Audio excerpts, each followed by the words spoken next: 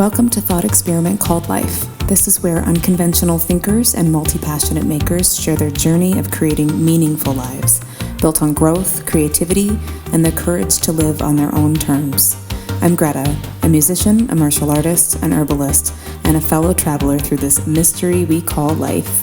Every other Tuesday, I bring you real conversations with rule breakers and path forgers. Subscribe on Substack for more resources, mindset, tools, and more.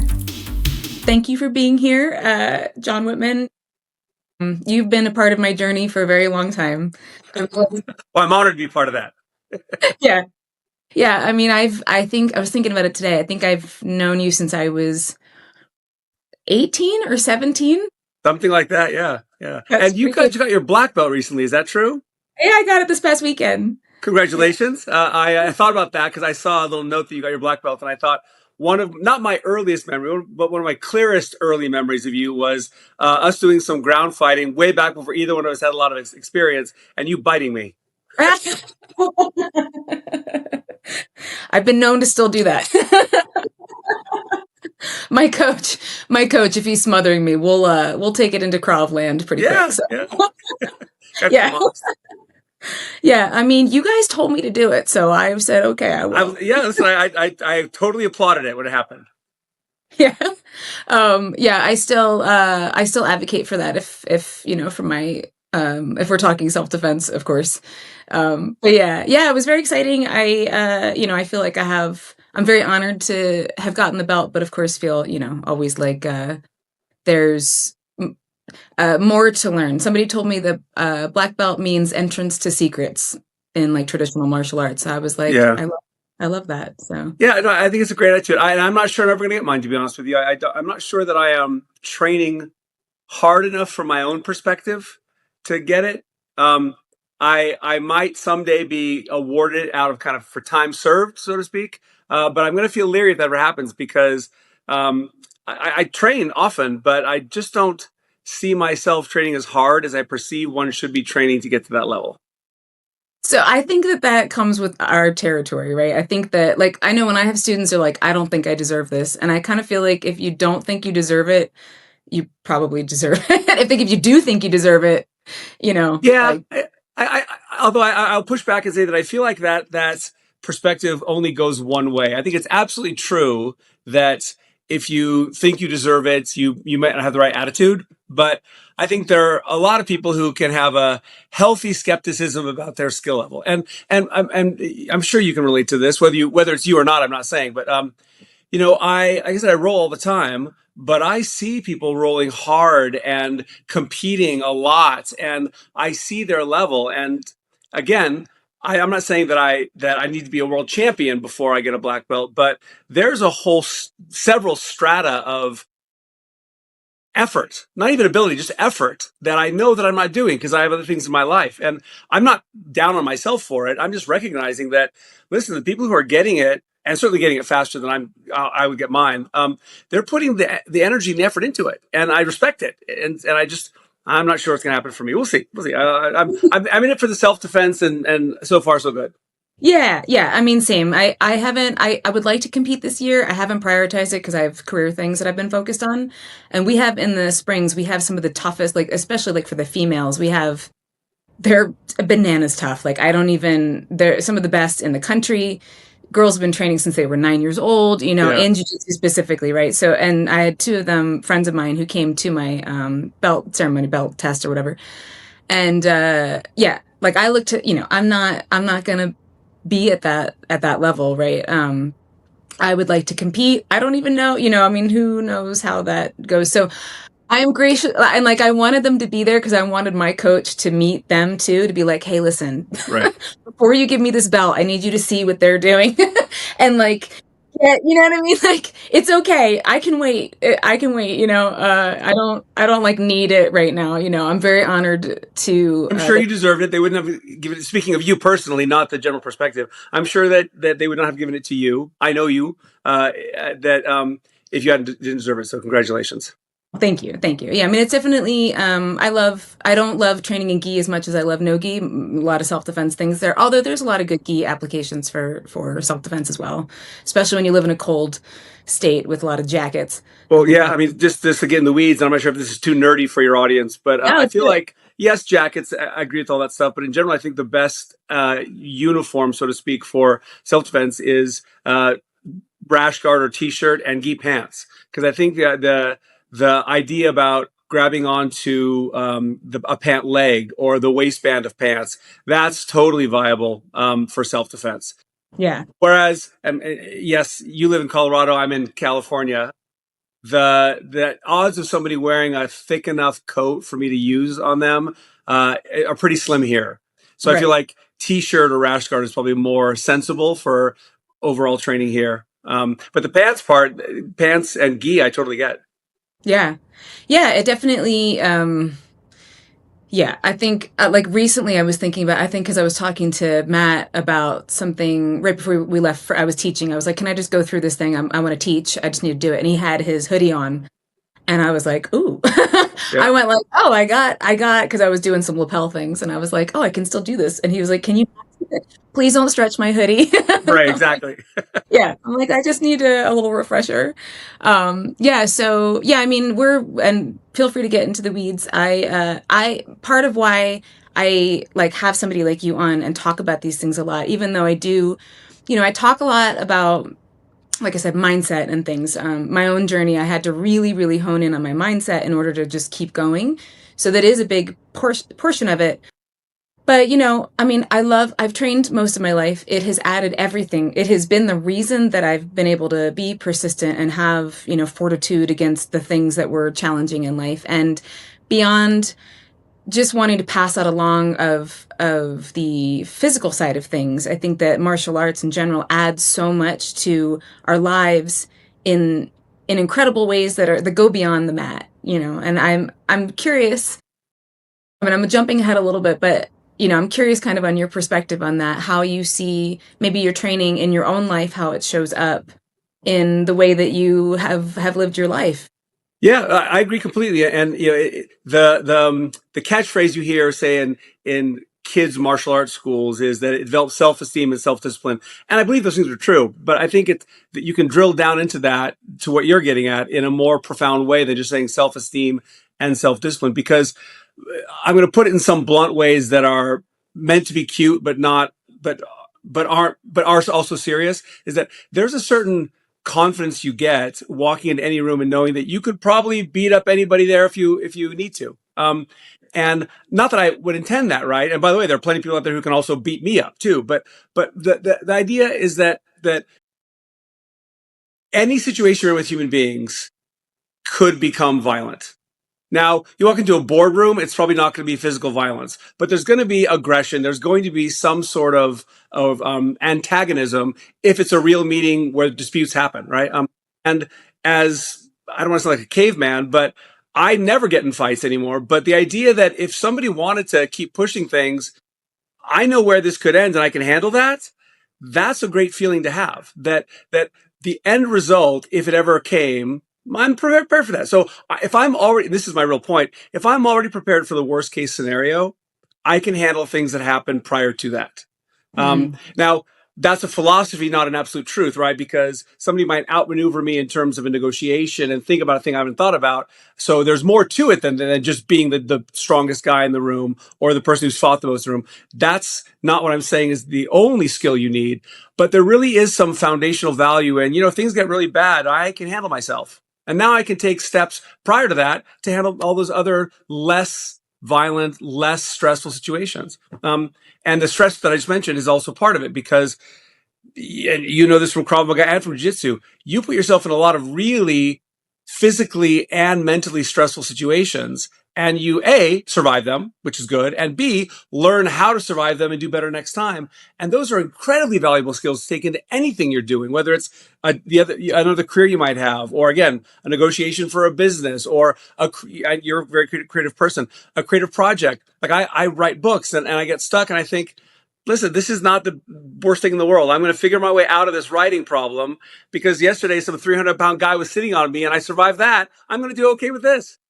It's so true. It's so true. It's like I think of Fight Club. I don't know if you love Fight Club, Sure, but sure. when the noise gets turned down on everything else, right? You've had enough like of the visceral contact with people where it doesn't matter. You know, the strongest I think, even though I might have been like uh beat up feeling also after some kind of belt test or something, or like an open mat or a competition, something where it was so challenging and your adrenaline is, going, and like you said, like well, it just becomes easier to navigate things. I will say it becomes easier to navigate things. I know personally for me, then later I can navigate the stressful thing, but then Yeah. later I'm still working on the after when I get home then, and then I'm like, oh my God, then my Like adrenaline.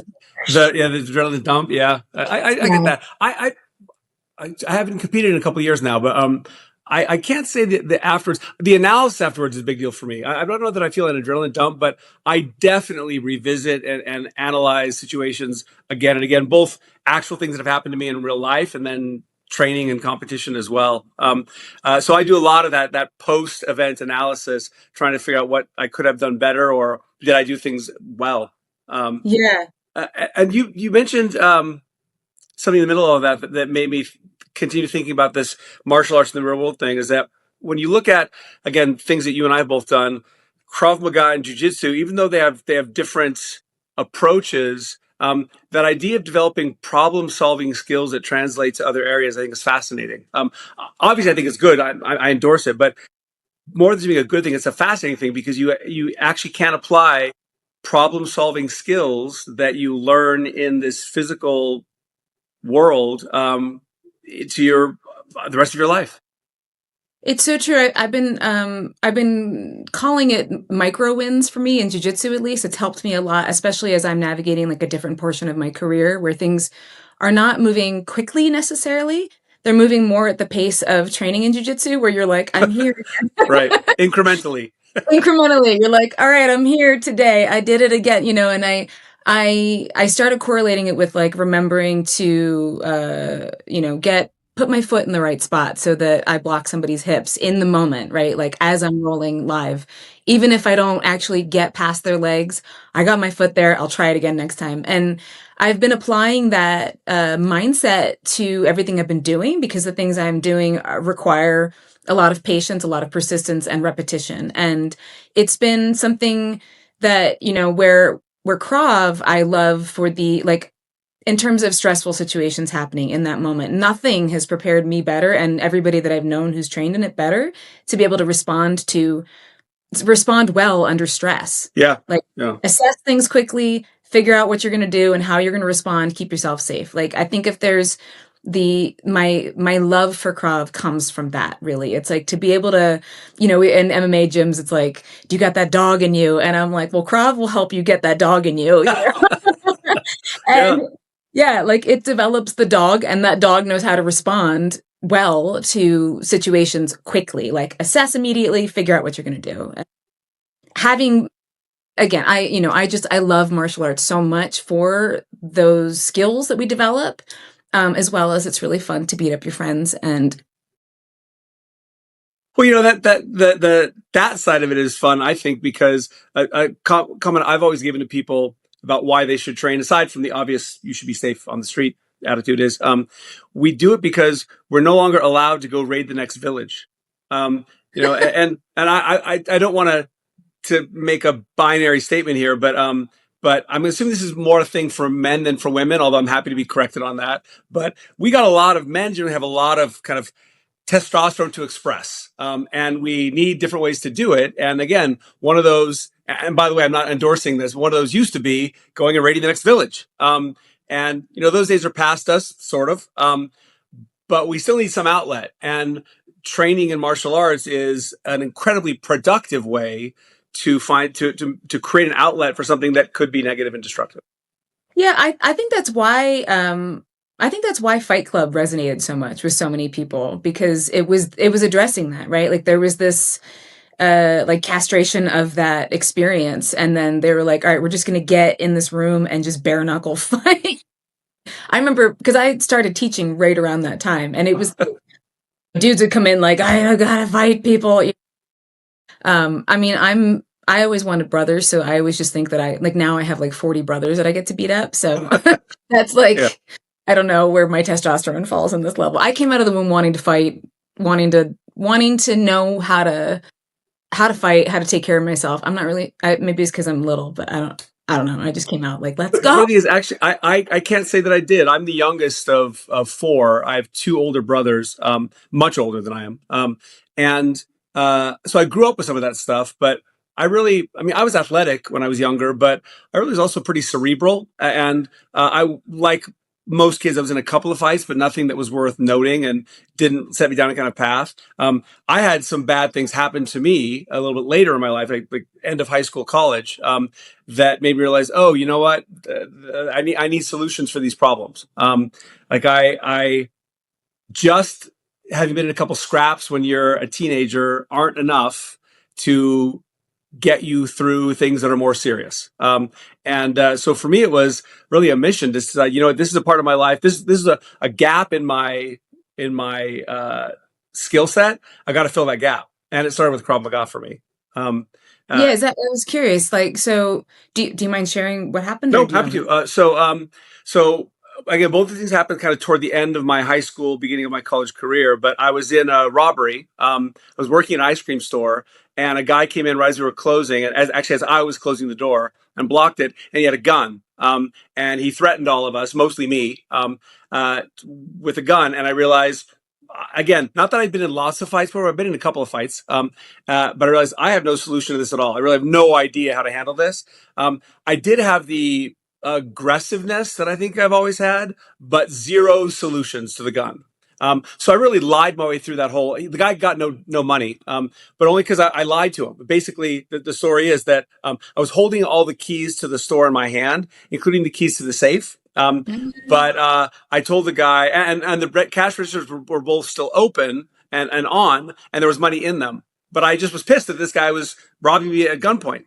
So I said, I held the keys and said, look, I was just coming to lock this door. We're all closed up. All the money's away. He said, don't be lying to me.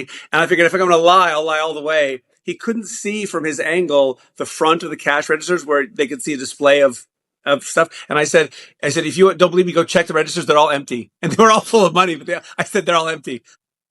Wow. And he said, well, then where's the money? I said, it's in the safe. And he said, well, then open the safe. And I'm literally holding the keys to the safe in my hand.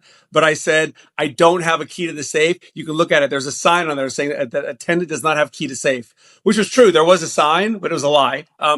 And so I just lied to him, and he basically got frustrated and left. But I didn't like that. Like and by the way, I probably sound brave in the retelling of this story. I was just more angry than anything else. I didn't That's like, bravery. That's a little yeah, I bravery. didn't like the idea of being forced to do anything. And clearly he didn't want to really shoot anybody. So, cause he didn't. So I got away with it. And I'm not advocating that anybody just lie to a man with a gun, but, it worked for me in that moment. But what it also taught me was that I don't really have a solution to this problem, and I don't like that feeling. So that was the beginning of my search for, what I would call real self-defense. The other one for me was also kind of end of high school related. Long story short, we're playing some basketball, kind of an after class pickup game. It was a bit organized. It was all the guys who played the basketball team for our school. But basically, it was an informal game that was happening, and we beat this other team, and I happened to be the only person walking away from the court by myself. And these two guys got pissed off that we had beat them, basically. And I don't think they were targeting me personally, but I walked out by myself. So they cornered me away from everybody else. Nobody else was around. Mm-hmm. And I kind of knew one of them, and he was talking shit to me. And I started talking shit back because I thought it was all kind of in good fun. And here cometh the lesson. I realized in a moment that I was actually cornered against a wall, and they weren't really joking. And I thought, oh, this is going to be a real fight. And again, I had been in a couple fights, but nothing bad or serious. And I had never thrown the first punch before. And the fights I've been in worked out fine for me so I never really learned to throw the first punch. And these guys threw the first punch. And I still have, this is, God, almost 40 years ago. I still have amnesia from that. I remember the first punch being thrown. A couple people who kind of saw the fight said that I got punched and my head hit the wall behind me or some kind of case behind me. I have no memory of the fight after that. Apparently, I never went down, but I didn't throw any punches. They hit me a few times and that was it. And Greg, I started this story so long, but it's going to sound like I'm joking. I'm not. My next memory is I woke up driving my car. Oh my God. Oh my God. I literally, I snapped to it. And I was driving my car, and a guy who had noticed, I'm not sure if he'd seen the fight, or I think he just noticed me afterwards, kind of doing stuff after the fight had happened, thought I was acting strangely. So kind of got in my car with me because I was just acting so odd. And I don't remember that at all, but I remember shaking my head, realizing I'm driving my car. I pulled over, started crying, and said to this guy, Eric, I just realized that I was driving my car. What happened? And I had no memory of anything. So that was the other very traumatic thing that happened. And it was another lesson for me. Okay, I clearly don't have solutions to these problems, so I need to start getting some answers. Yeah. And that was the beginning of my search for self-defense. It took me a few years to find Krav Maga, but those were the motivations for it. Yeah. How did you find Krav? Like, what was your search like? What did you check out first? Well, before that, I tried some other things like most people. I did a little bit of boxing, which was fine. I didn't get in the ring. I fought Muay Thai years later, but I didn't get into the ring for boxing. I just started doing some training and thought, okay, hitting people, I get it. But I really didn't, it didn't seem like the right solution based on what happened to me. I wanted something that felt more realistic. And I went to a couple people who advertised street self-defense. They were fine. Nothing was terrible. Especially back then when I didn't know very much. I didn't look at things and think, oh my God, that's awful. I just had a couple of clear ideas based on the situations that I just described to you that I wanted answers to. And none of these things address that. They all seem like roundabout ways to kind of touch on a similar topic, but none of them went right to the heart of it. I did some traditional martial arts. I did Taekwondo for a little while. Same thing. It didn't really touch on it. And really, now we're about, from the two events I described to you, we're now about 6 years later. I was in college most of that time, so also I was just busy.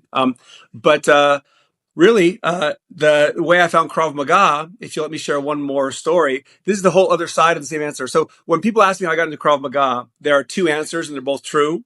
One of them is the one that I just gave you. I really had these bad experiences and wanted solutions to those problems. The other one is much simpler. My wife and I started as a hobby. That's so fun. Yeah, we had just been married. This was really October of 1991. We had just gotten married, and one of her coworkers at the time was one of the 200 people in the whole U.S. who was doing this thing called Krav Maga. And he was Jewish, and my wife is Jewish. So she mentioned it to me, and I said, yeah, let's go check it out. And so from her point of view, it's this hobby we started together. And she's right. We trained together for a year. But back to the first set of stories, and to your point, I did it for her, and I wanted to because I was still looking for a thing to do that answered these questions.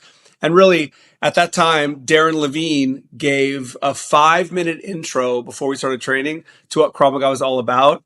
And I'm sure you recall what those intros are like, but this one was very short because he wanted to get people trained right away. So he didn't even, at that point, didn't do like the 10-minute discussion of the source of Krav Maga. He just did a 5-minute thing with his wife, Marnie, who's passed away since then. But a 5-minute demo of this is what Krav Maga is about. And literally in those 5 minutes, he showed me everything that I could have done in the situations I'd been in, like in a 5-minute summary. And I thought, boom, this is it. Forget the roundabout path, forget learning a boxing stance, bang, bang, bang, do this, do that. And literally they said, here's a gun defense. And it was exactly what happened to me. Like somebody pointing a gun at your head, make a defense. And I thought, that's going to work. That would have worked in my situation. So in those 5 minutes in October of 1991, I saw the things that I needed to see based on my experiences. And I've been doing it ever since. That's amazing. I never knew. It's a long story. Sorry about that. Don't be sorry. That's why we're here. Tell all the stories. I love story time. So But no, No, I'm a big believer. And by the way, in that same 5 minutes, one of the things Darren said was, he showed a block against the punch, and he teach 360 defense. He taught it later on, but in that 5 minutes, he said, "Look, I'm going to teach you a defense against the punch. If somebody throws a big haymaker at you, here's how you block it." He said, "But here's the truth: if you think they're going to punch you, hit them first." And I was sold, because that's what I should have done 6 years earlier in the situation I was in, but I just didn't have the training or experience to do it. right. And yeah, and somebody also saying like, yeah, this is like the permission basically, right? Like the Yeah. idea of yeah, do this. Yeah. And by Yeah, the I way, now mean, fast forward 30 something years, I actually had this. This is my most recent fight, which is now probably almost a decade ago. But uh, it was on a soccer field, and a guy took a swing at me. It was like an organized soccer match for the city. And this guy took a swing at me, and this is now a long time later, and it's going to sound like I'm bragging, but trust me, as I'm sure you can imagine, he was not throwing a very good punch. Let's just paint it the right picture. He was not a professional it's fighter. not He was throwing Lomachenko. as Yeah, sloppy yeah. a punch as you can imagine. So when I talk about what I did, it's more about his lack of quality than my quality. But basically, 30 years after that time when I should have thrown the first punch, this guy threw a punch at me, and I blocked it so easily that I didn't have to punch him back. I basically grabbed him by the throat and I swept him and put him on the ground instead of punching him. And the referee, who was running up to the situation right then, basically thanked me afterwards and said, "Listen, I saw that you didn't hit that guy, and I really appreciate it. And I didn't get thrown out of the game, so that was a bonus." You're like, you just like calm down, sit down, sir, Pretty and much, just yeah, yeah. yeah. And again, it sounds really cool in the telling, because I get to say that I swept this guy and I choked him instead of punching him, but really he just didn't know how to fight. I mean, it's still pretty cool though. I think that's everybody watching probably was like, oh shit, you know. There was a lot of there was some oohing and ahhing, but now we're back to that same idea, right? That it's really not so much about what my abilities are, except that I did train. I do train. I was ready for a situation like that, and the other person wasn't. And that's really, I feel like when you talked about mindset earlier, in martial arts, or in really in the world, and where some people do martial arts, I think that's the real divider. We can certainly then talk, as you and I already have, about different levels of quality and whether or not one deserves a black belt or not. Those are all valid conversations too. But the real divider seems to me those people who just train and have some level of preparation versus those who don't. That's the real divider. Everything after that is interesting commentary. But Yes. some people are ready for the altercation mentally, and some people aren't. That's the beauty of the training, I think. And as much as, you know, I was just writing about it recently, did like a episode and a post on training, and it's like, you know, you have the ability to have the martial side of it, which is Krav, right? You get people ready. It's especially if somebody has 6 months to 2 years or whatever, and they know they can devote that to training. That's going to get you ready to be able to handle these situations much better than if you hadn't had that training, right? Yeah. So much more exposure to that. And then if you want to get into the art side of it, the martial art side of it, you know, you continue. And so many of us do because it's fun. We love it. It's fun, and you have good community. You learn so much. Your body hurts, but it's okay. It's worth it.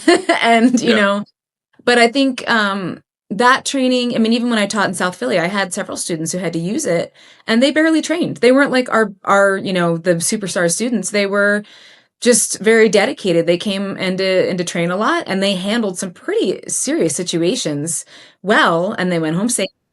And yeah, like, and that to me, you know, really solidified my love for the training. And I know when I started, because I started with Taekwondo with Ernie, and I remember, you know, I was 15 or 15, 16, and we were doing a takedown, and I was like, of course, I was like, no, I need you to really resist me. I need to know that I can do this, as I still do, and I still don't like that takedown.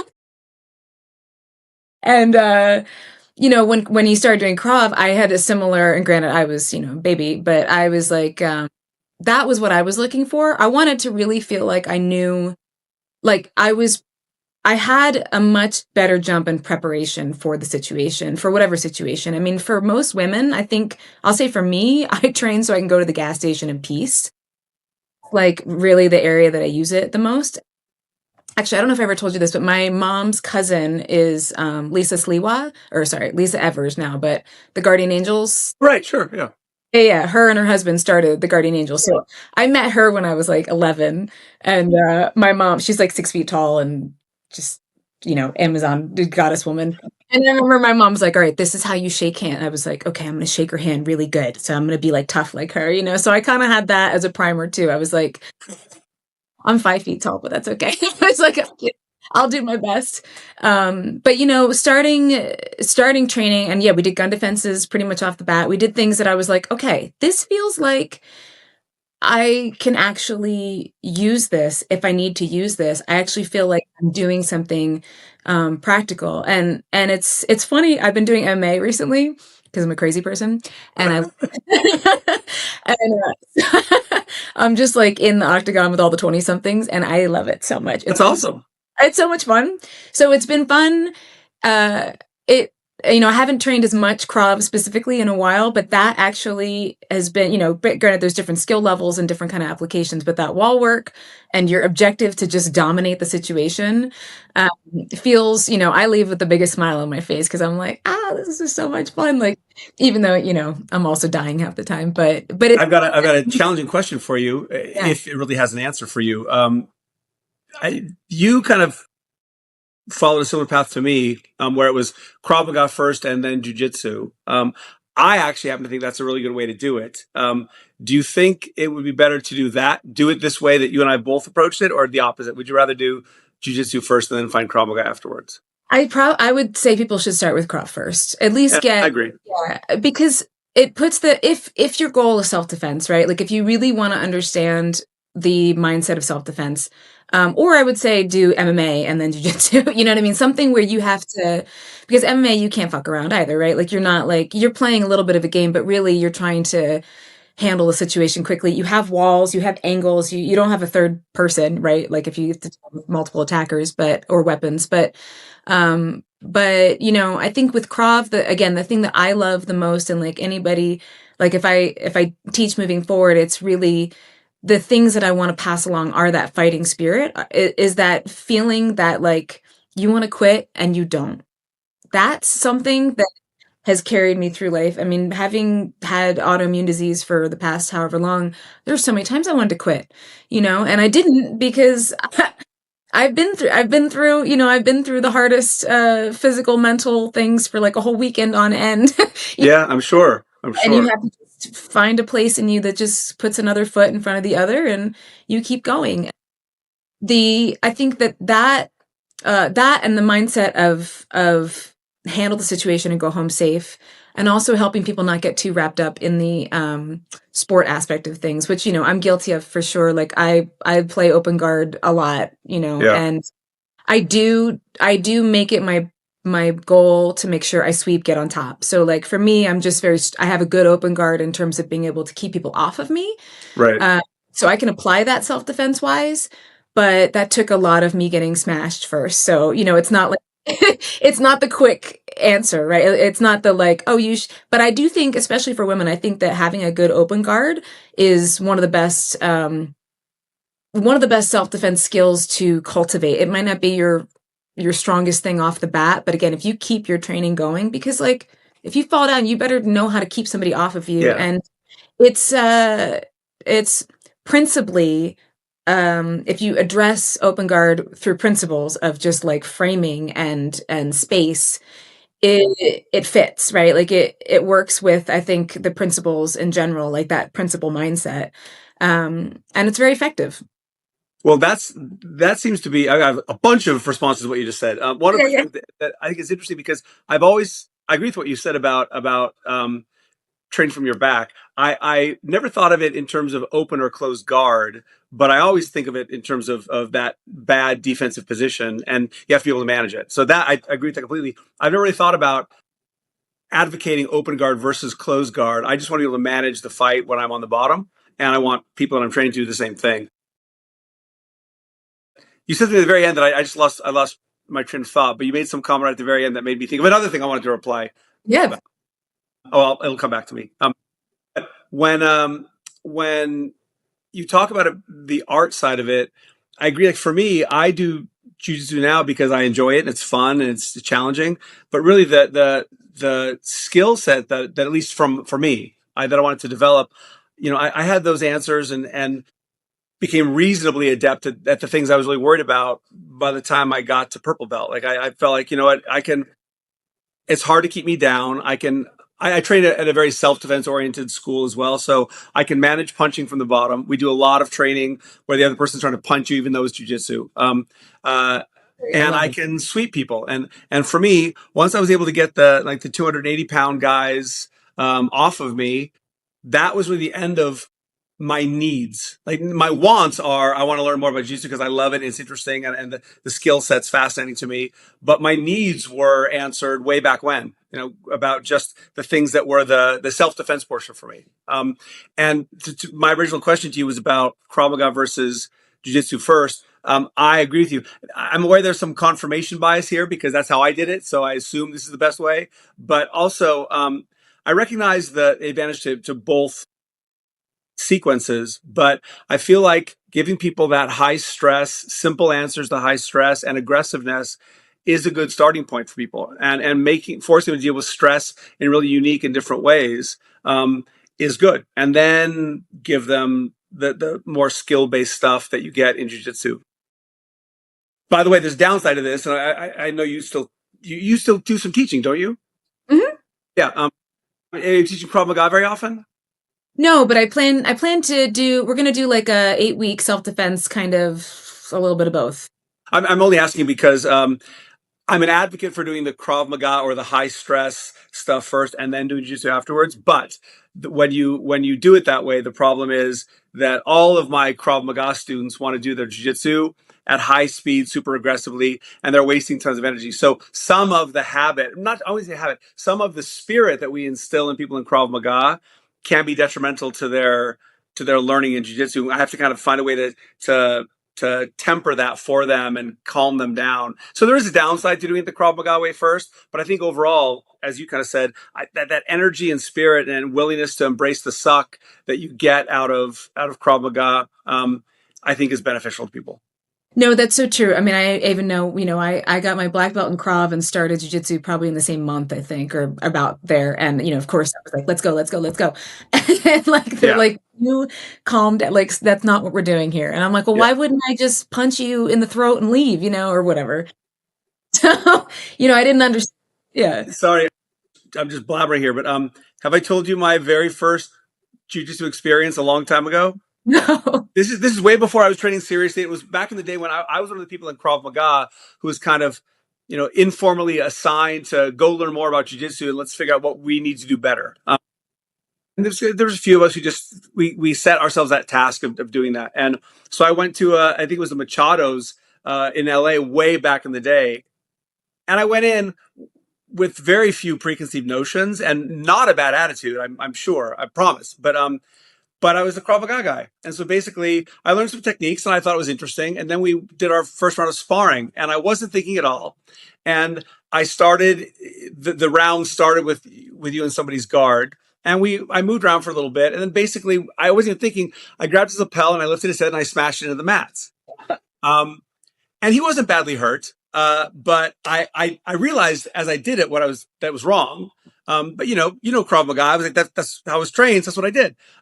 So I grabbed this guy's lapels, lifted him up, smashed his head into the mats, let go, said, "Oh God, I'm so sorry. I'm so sorry."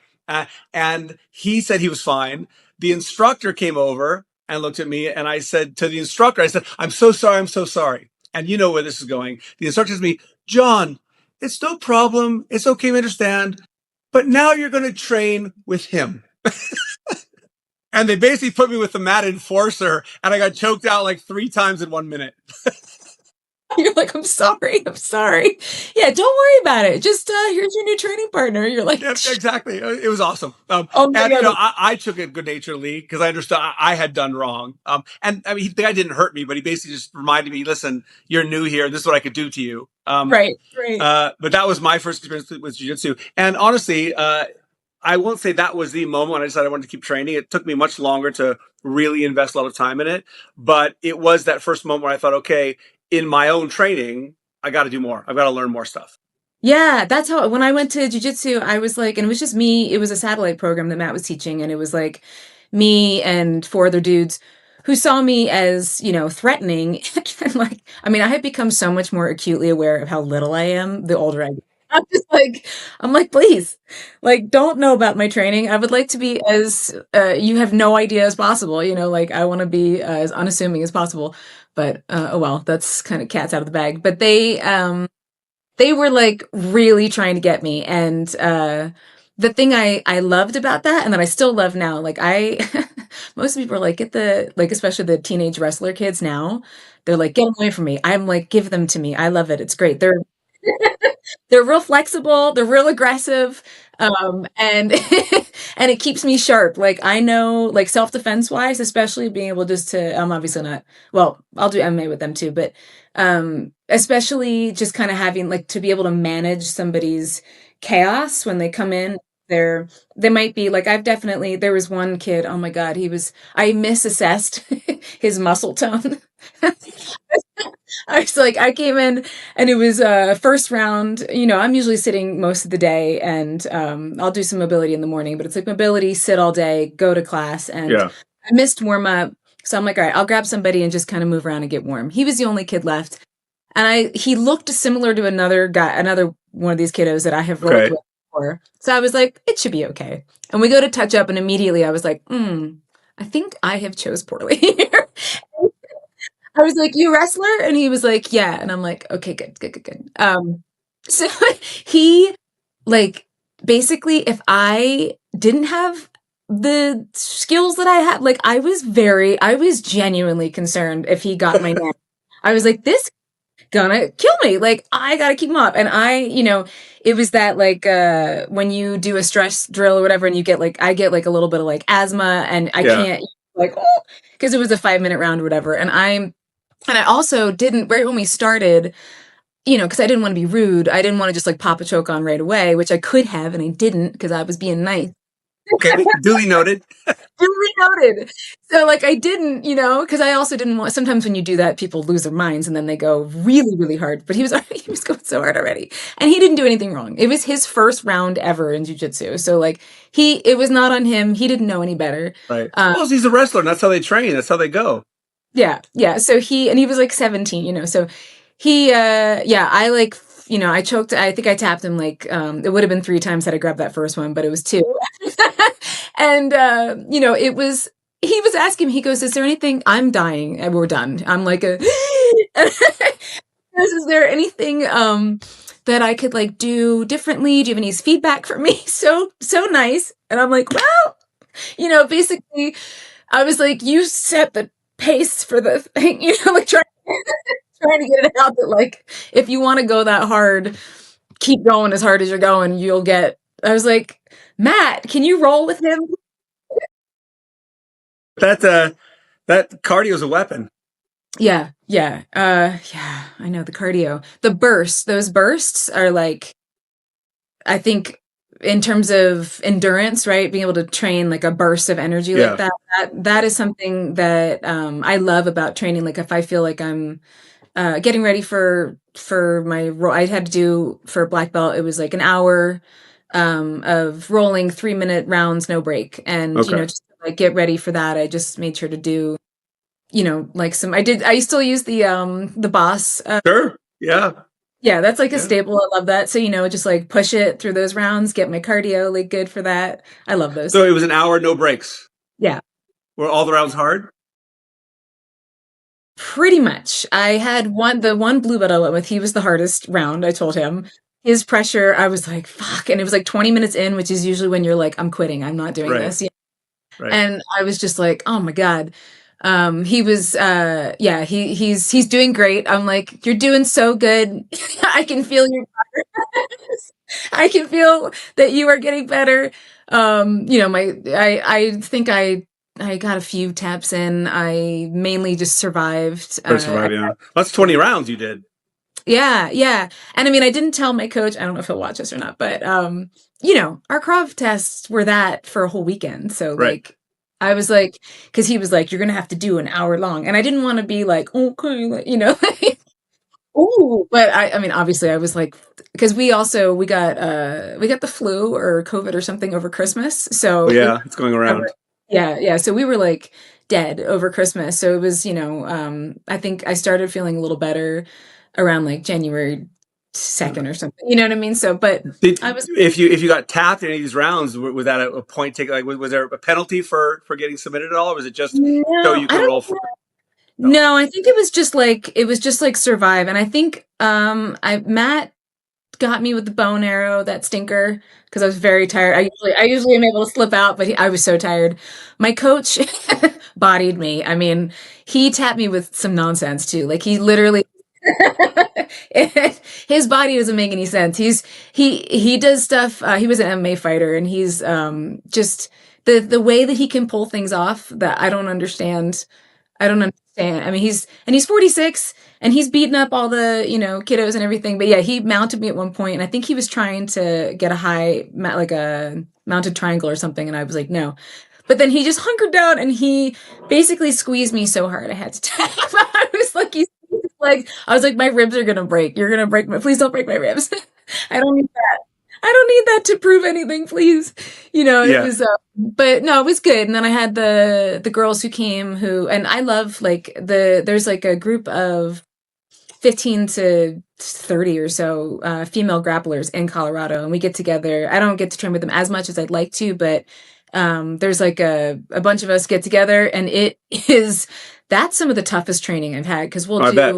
we'll do randori for like 10 minutes and then you roll and they all compete heavily. They're all like heavy Yeah. competitors and I'm a hobbyist. I'm older than everyone and I'm just like, hey, I'm here, but I hold my own. I hold my I'm own. sure you do. I'm sure you I'm do. in there. But I get that feeling. I'm getting older, and I'm older than most people that I train with. And I have to say that at this point, I'm definitely a hobbyist for the reason I said before. I have too many things going on to train hard. And when you meet somebody who's in it, you can feel the difference, as we said at the beginning of this conversation.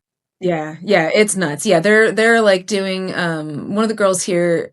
I've never seen anything like it. She did what is it? Is it a where you do the squat with your leg up on a Romanian? Pistol, No, she has her leg up on a bench and she does a lunge. Sorry, a lunge. Bulgarian split squat. Yes, Bulgarian squat. Yeah, she'll do it with 70-pound dumbbells in either Nice. hand. Yeah. I don't even and she's not much bigger than me. She's not like huge. She's like 5'4" or something, like 145 But pounds or she's whatever. fit. Yeah. Oh my God. And yeah, when I roll with her, I'm like, oh my God. She's amazing. And she's so kind and she's an amazing just teacher and mentor to all of her, students and everything. I'm low key trying to get her into striking because I'm like, you should probably punch some people. Do you know that?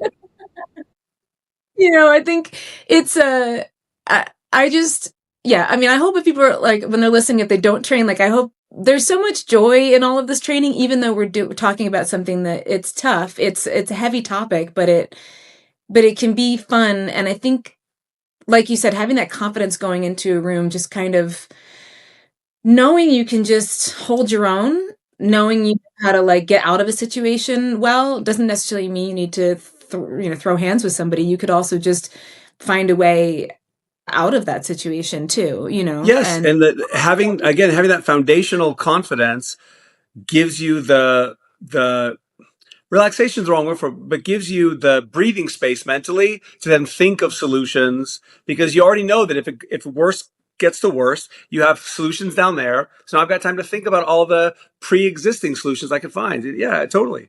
yeah, I don't know if I told you when we saw each other last February. I'm not sure. The I had like I was in Ireland with my mom in like 2017. And I was driving, which already was stressful enough because I didn't know I was going to be driving, so I was driving. And the GPS took us down a road, down a back alley in Dublin, and it was supposed to like we didn't know there was like a promenade where that's where we were trying to get to a shop on a promenade, and the GPS was just taking us to this thing. But like Third Street, whatever, it has you can't drive on it, right? Like Right. it's so the moment we turn, we're on like a main road. We turn and I'm like, oh, I don't have a good feeling about this. I was like, I think we just made a wrong turn, like a real wrong turn. I was like, all right. So I'm driving down, the road is even, the roads are already like this. Now this back Right. alley Yeah. is really tight. And I go to turn and I'm just kind of like taking note of how many people are back there because there's a bunch of people back there. And we turn and the road is blocked. And I'm like, shit. Okay. So now I Oh, have to back up like this. And I was like, maybe because I couldn't completely back out because it was like a highway that we came from. So if I had to enter it, I had to completely turn around and do it.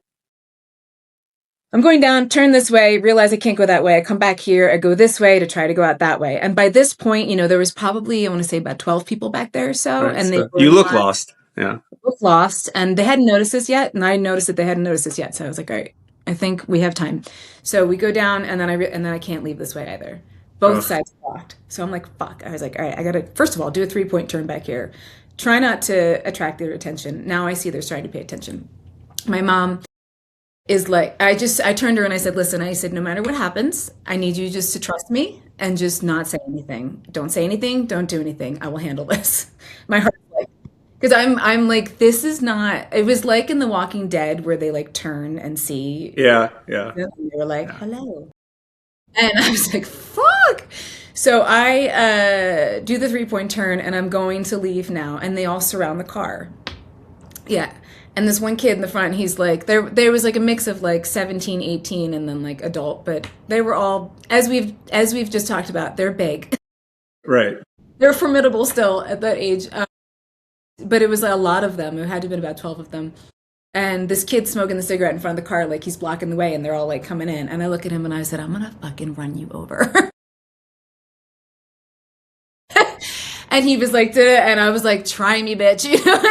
I start going forward, and I started going forward, like, because from training, and this is my point of the story, is that it has nothing to do with me throwing punches. It had everything to do with me being able to, first of all, assess the Yeah. danger I just walked into, like, or drove into, and be able to communicate to my mom, do not, I got this. Like, let me handle whatever's happening here. Threaten someone convincingly. Enough to get them to move, and he did move and we left, but it was like, and maybe they were just trying to fuck with us and whatever, but there were But enough. you handle it either way. Yeah. I love it. That's great. Yeah, I was not trying to find out if that was a bluff or Yeah. not, That's a great story. At the end of the day, I think that martial arts training in general, and certainly good martial arts training, it's a problem solving business. We're applying that problem solving system to violent situations, but it is a good habit forming problem solving system. Yeah, yeah. I had how are we doing on time? I've actually got Before, to go in a minute. My computer's also okay. going to die. Sorry. Oh, no, you're good. Can I ask you one more question? Sure. Yeah. If my Okay. computer stays alive. Okay. Well, all right, I'll ask you if it does. Sure. If not, Yeah. it's been wonderful having you. I'm um sorry.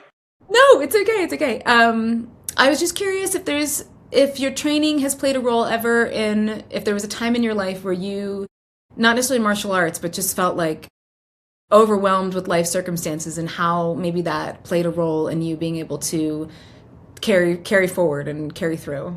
Yeah, both in a day-to-day sense and in a philosophical sense, the answer is yes. On the day-to-day level, there's a relief in going and training, right? Because it's productive. It is a break from, almost always a break from the stress of the rest of your life. So you get a break from that while still doing a productive thing. And I think there's value in that. It's hard when you're in the middle of a bunch of stress to break away from it. At least for me, the only way I can get away from that stress is to do other things that are productive. And when it's something fun like a martial art, then you are kind of checking off all those boxes. You're taking a break from the stress, you're doing a productive thing, and it's also fun. So on that data level, yes. And then philosophically, yes, absolutely. Because again, as you and I both said, it's problem solving. And I look at real life situations and think, okay, I've been in bad things before. I've literally had people punching me in the face, and I've handled that. I had a fight with a broken arm that I won. I I remember handled that. That that. was so I cool. can get through this stuff too. So yeah, I think that on that. I mean, the phrase I use, and you said similar things, is embrace the suck. Just I've been in a bad situation, I can handle it. But again, it's back to that problem solving. It's not just that I can handle it. I have hopefully proven to myself that I'm tough enough to handle it, but I've also shown that I'm smart enough to find a way out of it. Mm. And so, yeah, I think that you build that in martial arts. That's a beautiful answer. Thank you. And then, do you have anything coming up that you want to share? All kinds. We're doing a trial by firearms event in October of this year. Every year, my organization does a combination of Krav Maga and shooting, and we combine the two things. We obviously we don't do live fire training with the Krav Maga, but we do simunition training and we do airsoft. But we also do a lot of hands-on Krav Maga. That's in October, and I've got a bunch of seminars coming up, but there are too many to describe. I'll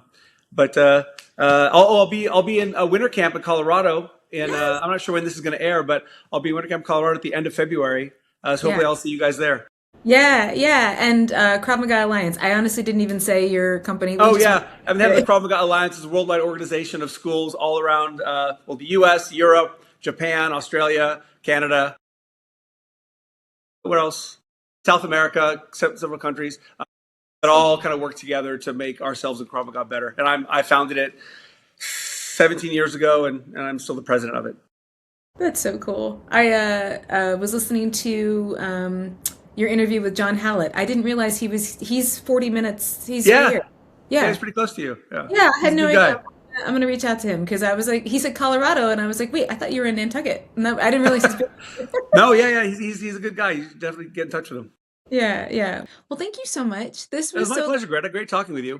great talking to you. If you ever want to come back on, I also want to ask you about your writing. But we'll for another time maybe. Anytime you want me back on. Okay. All right. Thank you so much. It was so good to see you.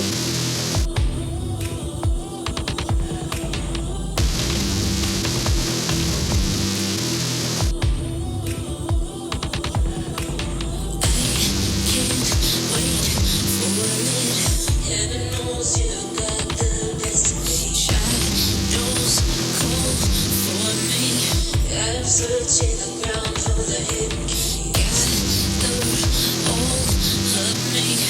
What's another night's been praying on my knees? I can't wait for it. Let it go and let it breathe. You know where to lead, so I'm told. With my inner beast, only God knows. And I want my heart break. I might just fade to black. And I can't find no way out. So I let it